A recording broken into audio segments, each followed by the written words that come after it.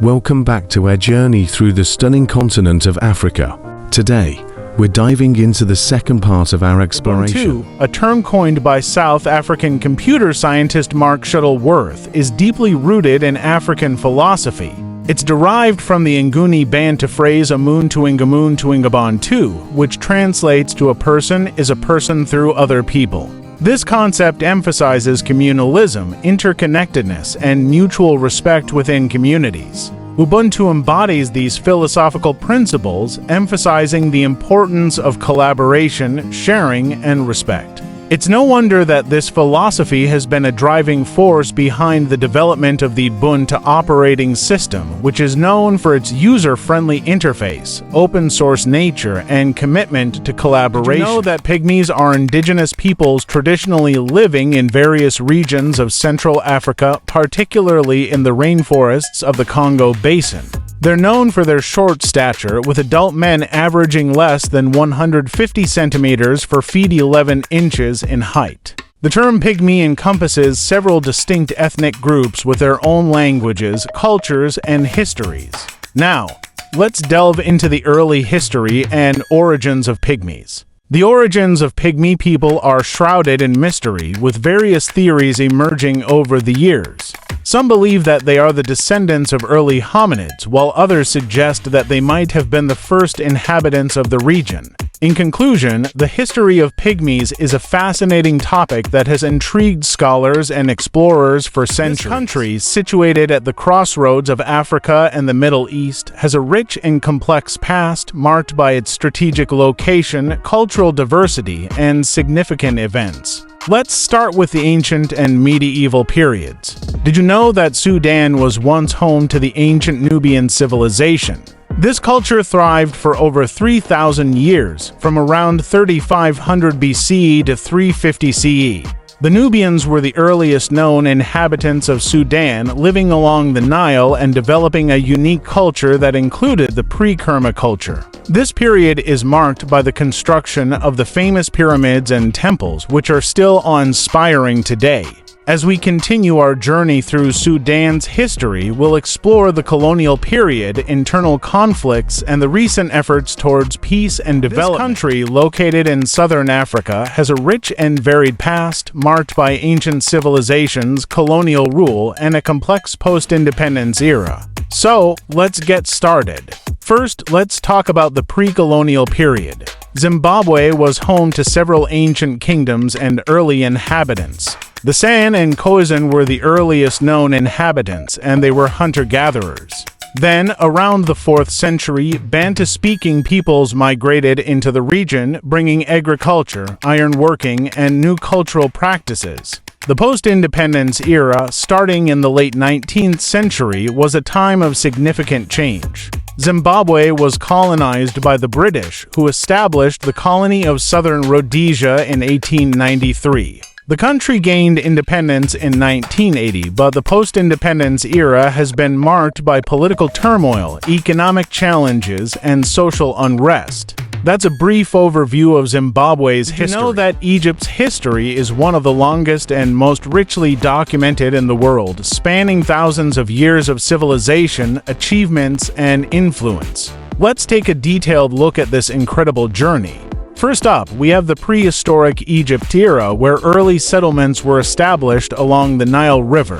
This period saw the development of agriculture, animal husbandry, and pottery. Moving on to the ancient Egypt era, we find ourselves in the early dynastic period, which lasted from around 3100 to 2686 BCE. During this time, the first dynasty was established, and the country was united under one ruler. That's just a taste of the incredible history of Egypt. Stay tuned for more fascinating insights into this ancient civilization. Cairo, the capital of Egypt, has a history that spans several millennia, reflecting its significance as a political, cultural, and economic hub. Let's start our journey from the ancient period. During the ancient period Cairo was known as Misr, the Egyptian name for the country.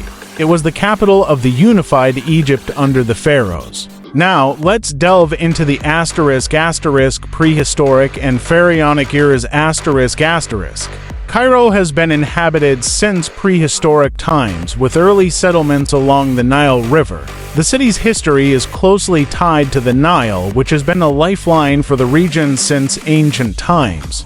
One of the most significant early settlements was Memphis founded around 3100 BC by King Menes. Memphis served as the capital of ancient Egypt for over 3,000 years, making it one of the longest-lasting cities in human history.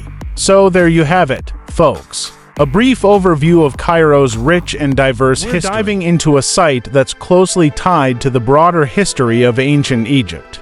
Did you know that Gizeh's history dates back to the prehistoric and early dynastic periods? During this time, the Giza Plateau was home to prehistoric settlements, with its inhabitants engaging in agriculture, hunting, and fishing.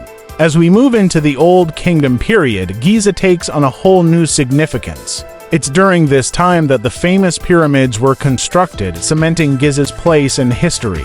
So, the next time you visit Giza, remember that you're not just admiring a wonder of the world, but also walking in the footsteps of ancient civilization. Swahili is a Bantu language widely spoken in East Africa and is recognized for its rich history and cultural significance. Let's take a journey through its origins and early development. Did you know that Swahili belongs to the Bantu branch of the Niger-Congo language family? Its roots trace back to the Bantu-speaking communities of East Africa, whose languages have been spoken in the region for several millennia. Swahili also has a strong influence from Arabic, as the Swahili coast has been a major trading center for centuries.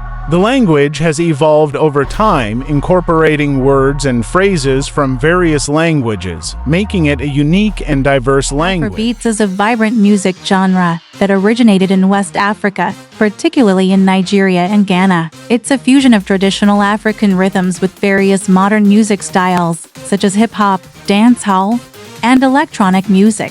This unique blend creates a captivating sound that's hard to resist. At its core, Afrobeats is rooted in traditional African music, which includes various rhythms, drumming styles, and vocal techniques. These traditional elements give Afrobeats its distinct flavor and make it a truly unique musical Jollof genre. rice has a fascinating journey spanning several centuries and regions. Let's explore the origins and development of this tasty dish. First off, jollof rice has its roots in the Senegambia region, which encompasses present-day Senegal and Gambia. It's believed that this dish was developed by the Wolof people, who are the namesake of the dish. The Wolof people were known for their rice cultivation skills, and their name is a key part of the dish's name. Over time, jollof rice has evolved and spread across West Africa, becoming a staple in many households. It's a dish that brings people together, celebrating the rich cultural heritage of the region. So, the next time you dig into a plate of jollof rice, remember its fascinating history and the people who brought it to life. Did you know African fruits have a diverse history, reflecting the continent's rich agricultural heritage and climatic variety? Let's take a closer look at some notable African fruits and their historical context. First up, we have the mango. Believed to have originated in South Asia, this fruit was introduced to Africa through trade routes centuries ago. Its cultivation spread to tropical and subtropical regions of Africa, where it's now widely grown and enjoyed. Next, we have the guava. Originating in Central America, this fruit was introduced to Africa during the colonial period. It's now a popular fruit in many parts of the continent. The African cherry, or kola nut, is another fascinating fruit. Native to West Africa, it was used as a currency and traded across the continent for centuries.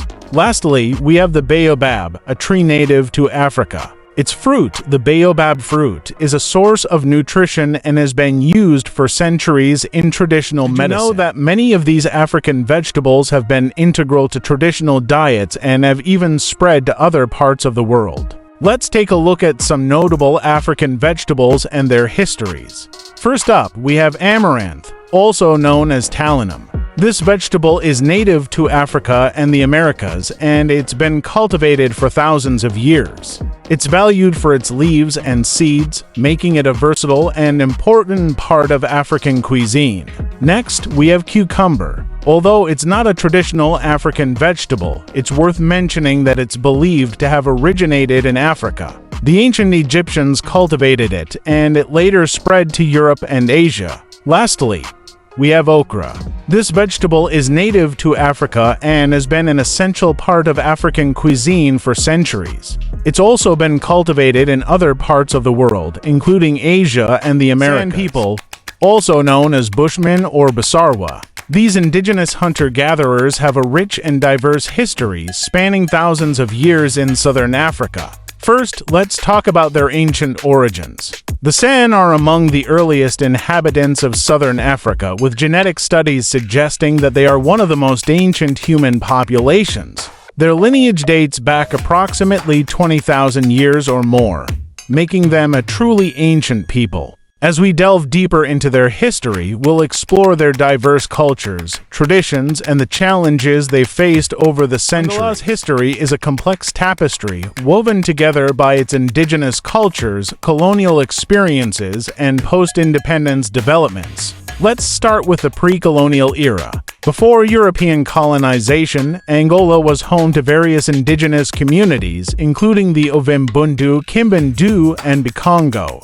These early inhabitants had established complex social structures, thriving trade networks, and a rich cultural heritage. As we move into the colonial period, we'll explore how Angola's history was shaped by European powers and how it continued to evolve in the years after independence. Rwanda is a small landlocked country in East Africa.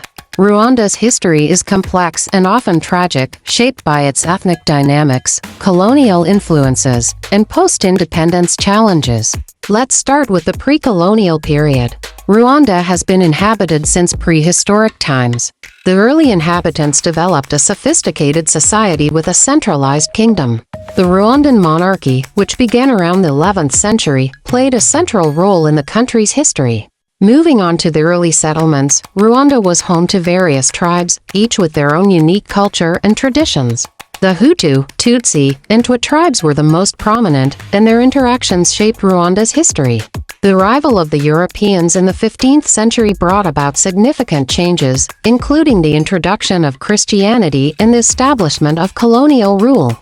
Rwanda's history is a fascinating tapestry of diverse cultures, ethnic dynamics, and political shifts. You know that the Indian Ocean has a rich and varied history that reflects its significance as a major maritime route. It's been a crucial trade route since ancient times, connecting civilizations such as East Africa, the Arabian Peninsula, India, Southeast Asia, and China. Goods like spices, silk, and other valuable items were exchanged through these early trade routes.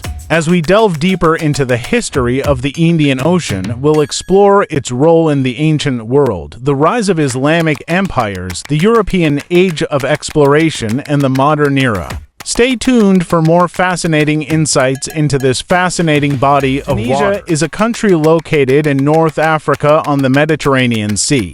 Tunisia's history is a fascinating tapestry woven together by various civilizations and cultures. Let's start with the ancient period, where we find the Phoenicians and the Carthaginians.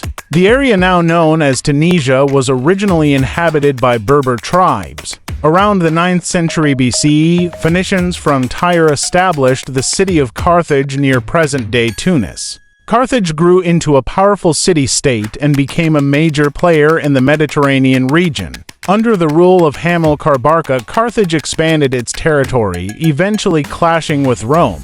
This led to the Punic Wars, a series of conflicts that ultimately ended with the destruction of Carthage in 146 BCE. Tunisia's history is a testament to the resilience and diversity of its people. World's fourth largest island. Did you know that Madagascar's history is shaped by its geographic isolation and the influence of various cultures?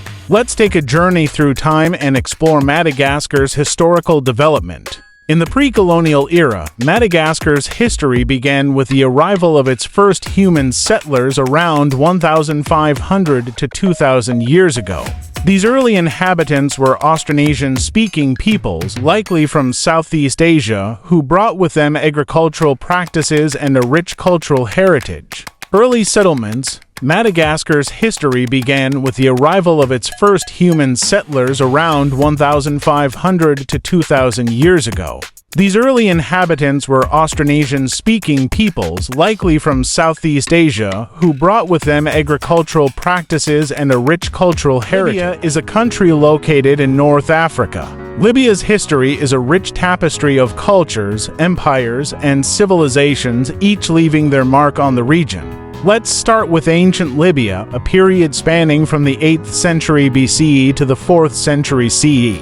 During this time, the indigenous Berber-speaking people, including the Garamantes and the Fezzan region, developed complex societies and trade networks. Next up, we have the Phoenician and Greek influences. The Phoenicians, a people from the Levant, established trading posts along the coast, while the Greeks founded colonies in the west. These cultures brought their own unique customs and traditions to the region. As we continue our journey through time, we'll explore the rise and fall of the Roman Empire, the spread of Islam, and the modern era.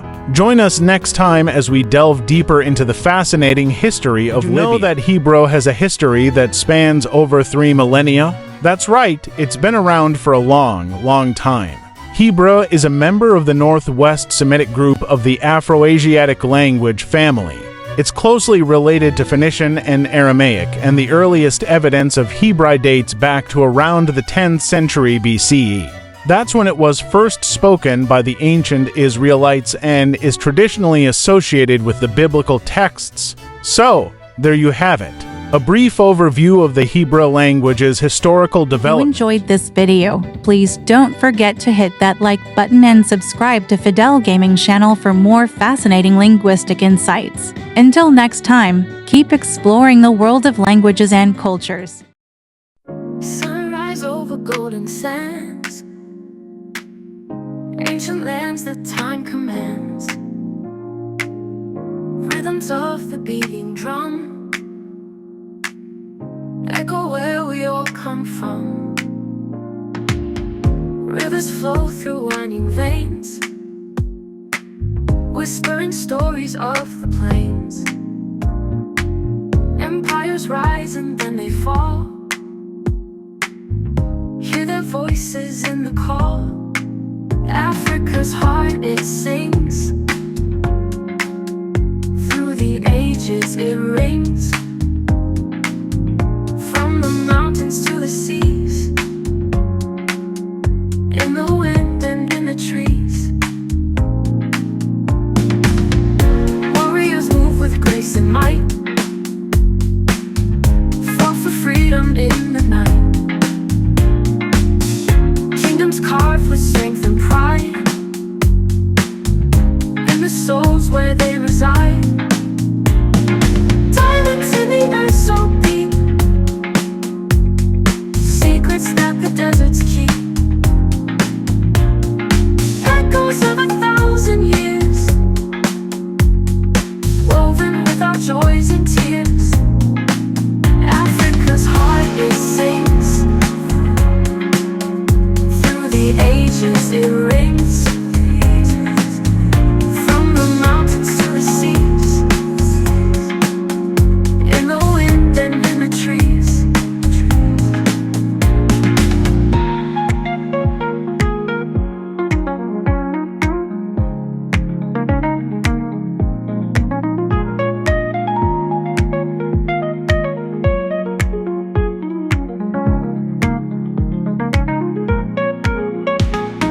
Warriors moved with grace and might, fought for freedom in the night. Kingdoms carved with strength and pride, in the souls where they reside. Diamonds in the earth so deep, secrets that the deserts keep, echoes of 1,000 years,